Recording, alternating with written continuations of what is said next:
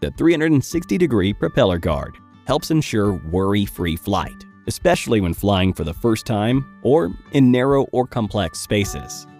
How to attach the 360-degree propeller guard. Place the two pieces on a flat surface. The raised ends protect the front propellers. Unfold the aircraft arms.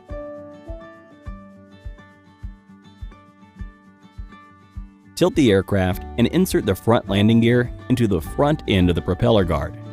Keep the aircraft level and insert the rear arm into the rear end of the propeller guard.